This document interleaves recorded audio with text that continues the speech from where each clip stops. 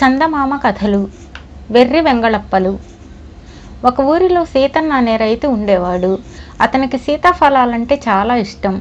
ఒక రోజున అతను వీధిలో నడుస్తూ ఉండగా కనకయ్య అనే అతను ఎదురుపడ్డాడు.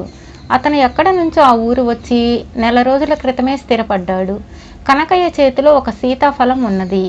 సీతన్న ఆశ్చర్యంగా, ఇది సీతాఫలాల కాలం కాదు కదా, ఈ పండు నీకెక్కడిది అని అడిగాడు. ఇందులో ఆశ్చర్యమేముంది, మా దొడ్లోని మామిడి చెట్టు ఏడాది పొడుగునా అన్ని రకాల ఫలాలు ఇస్తుంది అన్నాడు కనకయ్య. అదెలా సాధ్యం అన్నాడు సీతన్న ఇంకా ఆశ్చర్యపోతూ. ఎందుకు సాధ్యం కాదు, నిత్యానంద యోగి మా ఇంటికి వచ్చి మా బావి నీటిని మంత్రించి వెళ్ళారు. అప్పటి నుండి ఇలా జరుగుతున్నది. చాలామంది మా బావి నీళ్లు అడుగుతున్నారు, నేనెవ్వరికీ ఇవ్వడం లేదు. అందరి చెట్లు అన్ని ఫలాలు ఇస్తూ ఉంటే మరి నా గొప్పతనం ఏముంటుంది అని వెళ్ళిపోయాడు కనకయ్య.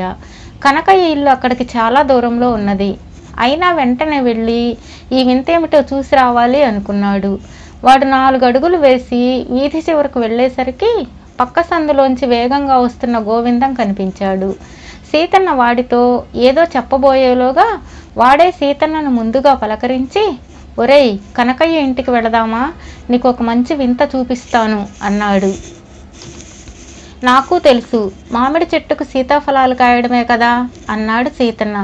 అదేం కాదు, వాడి దొడ్లో నాగుపాము ఒకటి ఉందట, ఇంటికి వచ్చిన వారందరినీ పడగ వంచి ఆశీర్వదిస్తున్నదట అన్నాడు గోవిందం. ఇది విన్న సీతన్న ఆశ్చర్యపోతే సీతన్న చెప్పిన దానికి గోవిందం కూడా ఆశ్చర్యపోయాడు. అయితే కనకయ్య ఇంట్లో చాలా వింతలే ఉన్నాయన్నమాట అనుకున్నారు వాళ్ళిద్దరూ. సీతన్న గోవిందం కలిసి కనకయ్య ఇంటికి బయలుదేరారు. దారిలో వాళ్లకు నాగులు అనేవాడు కనిపించాడు. వాడు వాళ్లతో, కనకయ్య ఇంట్లో ఒక పారిజాత వృక్షం ఉన్నదట, అది పగలు పడుకుని రాత్రి లేచి నుంచుని ఇంటికి కాపలా కాస్తుందట. ఇంకా విశేషం ఏమంటే అది ఆకు తుంచితే ఏడుస్తుందట, కితకితలు పెడితే నవ్వుతుందట అన్నాడు అమితమైన ఆశ్చర్యంతో. ఈ కనకయ్య ఎవడో మాయల మరాఠీలాగా ఉన్నాడే అంటూ ఆశ్చర్యపోయాడు సీతన్న. ఈ ముగ్గురికి దారిలో మరికొంతమంది జతపడ్డారు. వాళ్లలో ఒక్కొక్కడు కనకయ్య ఇంటి గురించి ఒక్కొక్క వింత చెప్పాడు. కనకయ్య ఇంట్లో చీపురు దానంతట అదే ఇల్లు ఊడుస్తుందని ఒకడన్నాడు. అతడి ఇంట్లో తరగని డబ్బు ఇచ్చే అక్షయ పాత్ర ఉన్నదని మరొకడన్నాడు. ఇలా మొత్తం 10 మంది దాకా చేరి కనకయ్య ఇంటికి వెళ్ళారు. ఆ సమయంలో కనకయ్య ఇంటి తలుపులు మూసి ఉన్నాయి. సీతన్న పోయి తలుపు తట్టాడు. లోపల నుంచి ఎవరో వస్తున్న అడుగుల చప్పుడు అందరికీ వినిపించింది. ఇన్ని వింతలున్న కనకయ్య ఇంట్లోని మనుషులు దేవతలా దయ్యాలా, వాళ్ళు ఎలా ఉంటారు అన్న ఆత్రంలో ఉన్నారు వాళ్ళు. కిర్రుమంటూ తలుపులు తెరుచుకున్నాయి. సుమారు 15 ఏళ్ల కుర్రాడు వచ్చిన వాళ్ళను చూసి ఆశ్చర్యంగా, ఎవరండి మీరు అని అడిగాడు. మీ ఇంట్లో వింతలు చూడడానికి వచ్చాం అన్నాడు సీతన్న.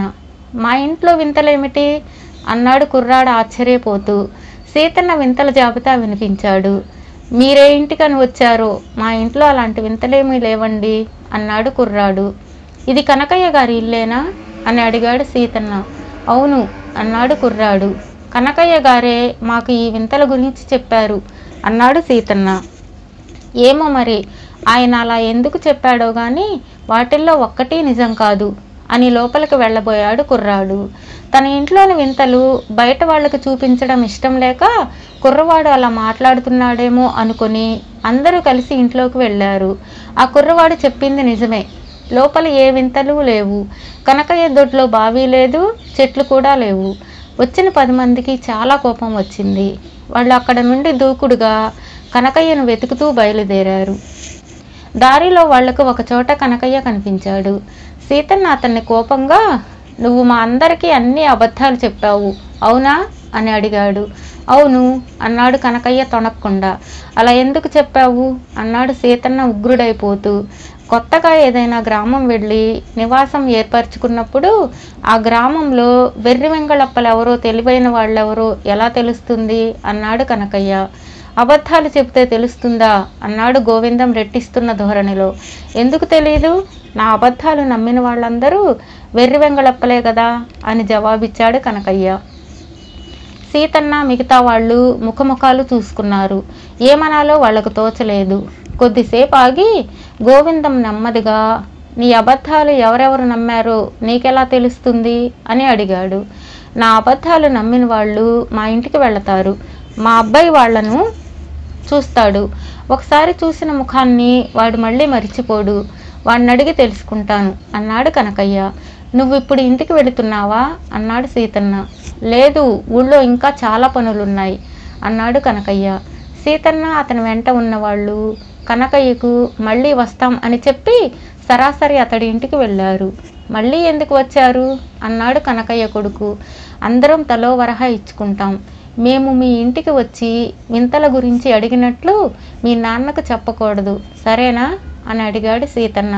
అలాగే చెప్పను అని కనకయ్య కొడుకు అన్న తర్వాత సీతన్న వాడికి 10 వరహాలు ఇచ్చి మిగతా వాళ్లతో బయలుదేరి వెళ్ళిపోయాడు. కనకయ్య ఊరంతా తిరిగి రాత్రికి ఇల్లు చేరాడు. కనకయ్య కొడుకు తండ్రిని చూడగానే ఉదయం నుంచి సాయంకాలం దాకా వచ్చిన వాళ్ల వల్ల మొత్తం 500 వరహాలు వసూలైంది. నువ్వు అప్పు చేయకుండా వ్యాపారం మొదలు పెట్టవచ్చు అన్నాడు సంతోషంగా నవ్వుతూ. అవును, వ్యాపారం కూడా ఇలాంటి ఊళ్ళోనే మంచి లాభసాటిగా సాగుతుంది. వెర్రి వెంగళప్ప అయిన వాడికంటే తనను వెర్రి వెంగళప్ప అని ఎవరు అనుకోకూడదు అనుకుంటారే, అలాంటి వాళ్ల వల్లే మనకు లాభం ఎక్కువ. ఈ ఊళ్ళో అలాంటి వాళ్ళు చాలామందే ఉన్నారు అన్నాడు కనకయ్య ఉత్సాహంగా. మర్నాడు కనకయ్య పాడిగేదెల్ని కొని ఆ ఊళ్ళో పాల వ్యాపారం ప్రారంభించాడు. అతడి వ్యాపారం 3 పువ్వులు 6 కాయలుగా వర్ధిల్లింది.